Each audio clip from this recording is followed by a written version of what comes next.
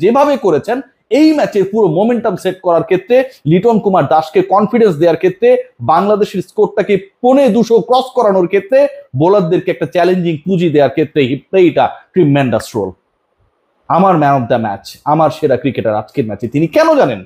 বাংলাদেশ যখন ফিল্ডিং এ নামলো, 178-এর টার্গেটে শ্রীলঙ্কা ব্যাট করতে নেমেছে, আবারও সেই কুশল মেন্ডিস, নিশাঙ্কা তারা তাদের মতো করে তাণ্ডব চালাবে।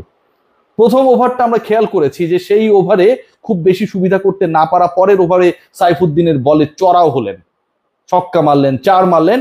কিন্তু যখন এর আগের মতোই ওই যে পাওয়ার প্লেতে 83 রান নিয়েছিল, মনে করতে পারেন প্রথম ম্যাচটায়, সেই তারা যখন খোলস ছেড়ে বের হবার অপেক্ষায়, বাংলাদেশের 177 রানের যে পুঁজি সেটাকে টপকে 178 করার পথে যখন পাওয়ার প্লেকে প্রথম 6 ওভারকে কাজে লাগানোর অপেক্ষায়, ঠিক তখন শামীম পাটোয়ারি ডিরেক্ট থ্রোতে আউট হয়ে ফিরে গেলেন কুশাল। এই যে একটা সিচুয়েশন তৈরি করলেন তিনি, যিনি একদম শেষ ওভার পর্যন্ত ব্যাট করেছেন, যিনি 12তম ওভারে ব্যাট করতে নেমে শেষ ওভার পর্যন্ত ব্যাট করেছেন, বাংলাদেশের শেষ 50 বলে 99 যোগ করতে গিয়ে একাই 48 করেছেন, সেই তিনি বাংলাদেশ তখন বোলিং ইনিংসে প্রথম উইকেটটা, প্রথম ধাক্কাটা দেওয়ার ক্ষেত্রে একটা বড় রোল প্লে করলেন। বাংলাদেশ আসলে ওই যে একটা ইন্সপিরেশন পেল, ধরুন আপনি একটা উইকেট পেয়েছেন, দারুণ বলে বোলার উইকেট পেয়েছে, কট বিহাইন্ড হয়েছে, ক্যাচ হয়েছে, কিন্তু যখন ডিরেক্ট থ্রোতে কোনো একটা আউট হয়, সেটার না আন্দোলন, সেটার যে চাহিদা বা সেটার যে মানে কি বলবো উদযাপনের ব্যাপারটা, সেটা যে মোমেন্টামটা অন্যভাবে একটু ক্রিয়েট করে, সেই ব্যাপারটা আসলে অসাধারণ। শামীম পাটোয়ারি সেটা করেছেন, সবাইকে জাগিয়েছেন মাঠে যারা ফিল্ডিং করছিল। বাংলাদেশের আজকের এই বোলিং ইনিংসের পাওয়ার প্লেটাই আসলে বাংলাদেশকে জয়ের যে দ্বার প্রান্তে নিয়ে যাওয়া, সেক্ষেত্রে একটা বড় রোল প্লে করেছে।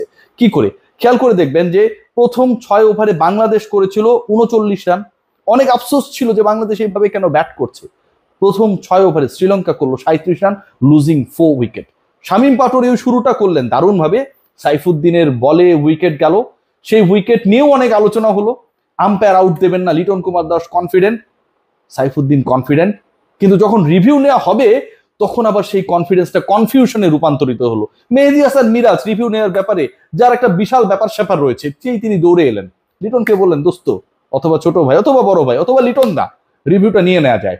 লিটন রিভিউ নিলেন, আউট হয়ে গেলেন ব্যাটার।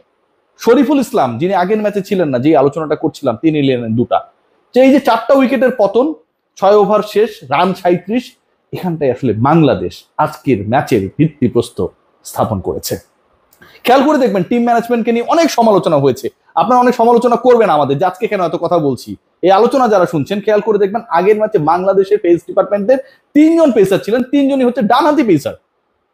মুস্তাফিজুর রহমানকে খেলানো হয় নাই, ছিলেন না, শেষ মুহূর্তে বলা হয় যে ইনজুরি বা এটা ওটা, আমরা আগে থেকে কোনো কিছু জানতে পারি না। শরীফুল ইসলাম নেই, আজকে শরীফুল, মুস্তাফিজ ইন। প্রথম 6 ওভারে 4টা করেছেন তারা।